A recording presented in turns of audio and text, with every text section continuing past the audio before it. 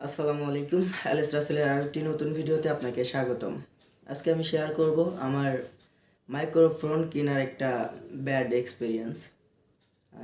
এক্সপিরিয়েন্সটা কেমন।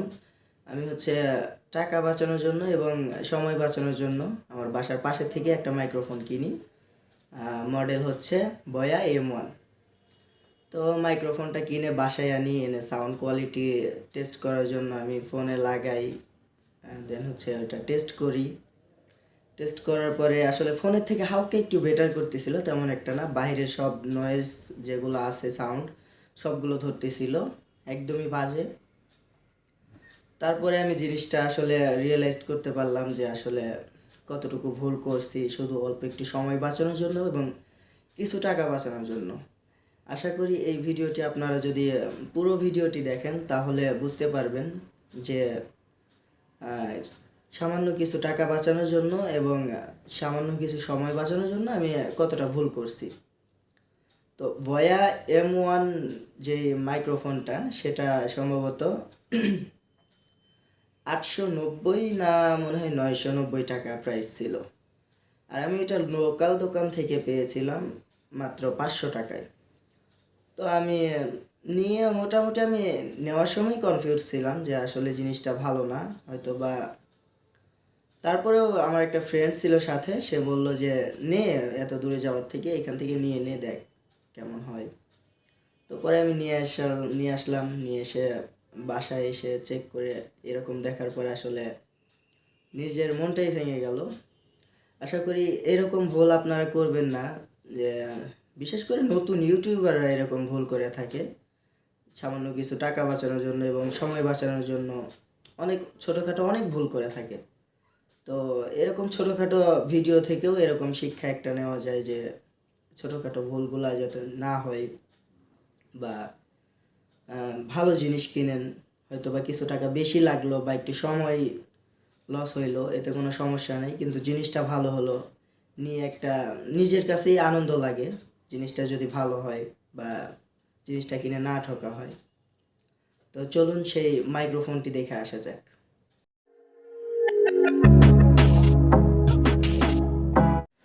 এটাই হচ্ছে সেই মাইক্রোফোন, যার মডেল হচ্ছে boya M1।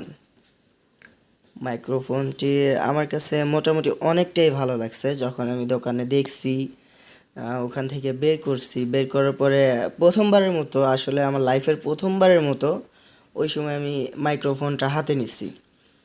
দেন নেওয়ার পরে আসলে ভিতর থেকে একটা ফিলিংস হচ্ছিল, অনেক ভালো লাগতেছিল যে আসলে আমি একটা মাইক্রোফোন কিনলাম, হয়তো বা আমার নেক্সট ভিডিওটা আরও একটু ইমপ্রুভ হবে, আরও একটু ভালো হবে। এইগুলো ভাবতেছি। আসলে ভাবতে ভাবতে দোকান থেকে কিছুটা চেক করা হয়েছে, কিন্তু তেমন একটা না, মানে জাস্ট শুধু বাইরের সাউন্ডটা আর মাইক্রোফোনের সাউন্ডটা আমি দুইটার ভিতরে বুঝতে পারি না। আসলে কখনো ইউজ করি না এই জিনিসটা আমি। ওইটাই আমার লাইফের ফার্স্ট ওইটাই। আমি ওইখান থেকেই মাইক্রোফোনটা হাতে নিছি।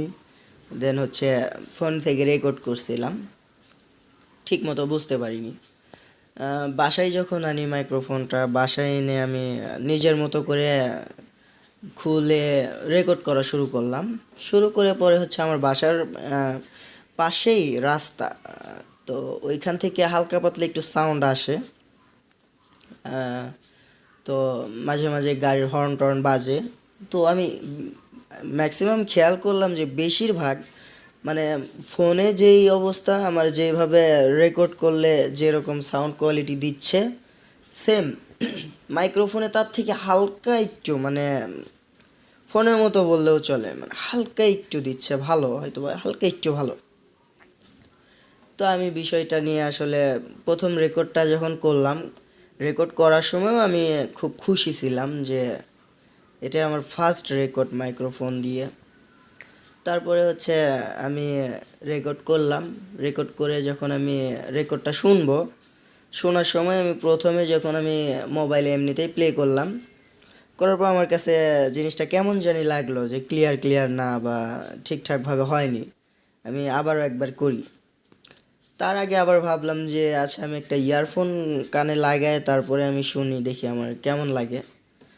তো পরে আমি ইয়ারফোন লাগাই, লাগিয়ে নিজে থেকে আমি শুনেও আমার কাছে প্রচুর খারাপ লাগছে যে বাহিরের এত এত সাউন্ড, মানে যেগুলো ক্র্যাচ করছে আসলে বলার বাহিরে।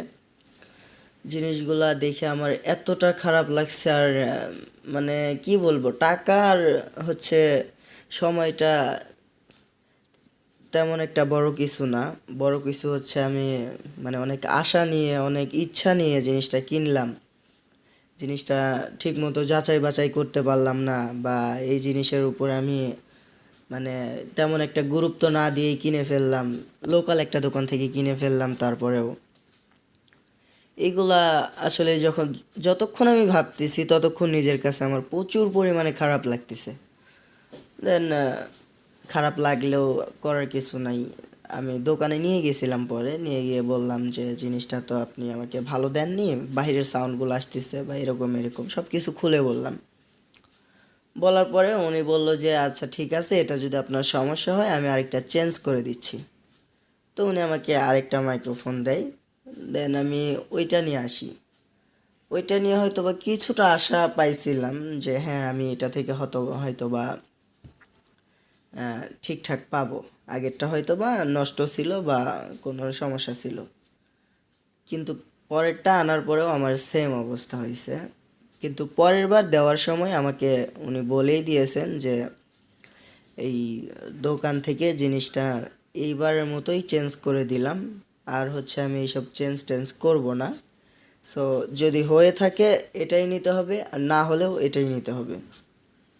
তো আমি আর কোনো কথা বলিনি, ওনাকে বলছে আচ্ছা ঠিক আছে দেন। এটা বলে আমি মাইক্রোফোনটা নিয়ে আসি। নিয়ে আসার পরে বাসা থেকেই আবারও এসে চেক করে জিনিসটা আবারও আমি সেম পেলাম, অনেকটাই খারাপ পেলাম, যার কারণে নিজের মনটাই ভেঙে গেছে। আসলে শুধুমাত্র কয়েকটা টাকা বাঁচানোর জন্য হয়তো বা 2-3 হাজার টাকা দিয়ে কিনলেও মোটামুটি একটা ভালো মাইক্রোফোন পেতাম। শুধু আসলে এইসব চিন্তা ভাবনা করার সময় একটু ভেবে চিন্তে করা উচিত ছিল আমারই জিনিসটা ভুল হয়েছে, আমি যেটা পরে বুঝতে পারছি। আর ভিডিওটা আপনাদের কাছে এই জন্যই শেয়ার করলাম যাতে আপনারা এরকম ভুল না করেন, আপনাদের মাধ্যমে যাতে এরকম কোনো ভুল না হয়, যে আপনারা এভাবে প্রতারিত যাতে না হন, এভাবে মন যাতে নষ্ট না হয় আপনাদের। ধন্যবাদ সবাইকে পুরো ভিডিওটি দেখার জন্য।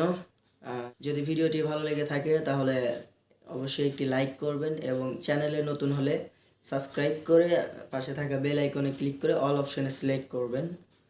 ভালো থাকবেন, সুস্থ থাকবেন, আল্লাহ হাফেজ।